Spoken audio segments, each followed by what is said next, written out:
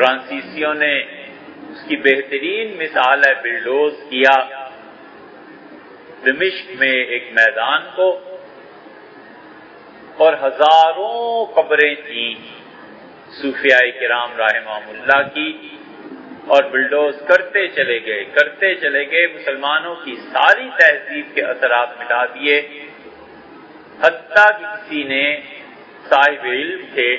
اور شاہ سعود ان کا بڑا احترام کرتے تھے، انہوں نے سعودیہ فون کیا اور بادشاہ سے بات کی اور کہا شام کے صدر کو سمجھائیں اور ان لوگوں کو سمجھائیں، شیخ الاسلام ابن تیمیہ رحمۃ اللہ علیہ اور ابن کثیر ان کی قبروں کی اب باری ہے، یہ بلڈوز ہو جائیں گی، اور انہوں نے فوراً منع کیا کہ ابن تیمیہ رحمۃ اللہ کی قبر کو محفوظ رکھا جائے گا، اس کو بلڈوز نہیں کریں گے۔ سبحان اللہ۔ صحابہ رضی اللہ عنہ کی قبریں مسمار کر دیں،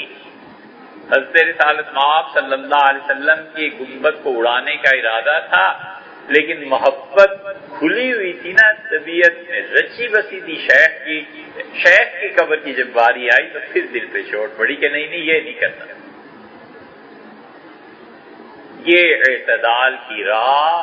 چھوڑ دینے کے نتیجے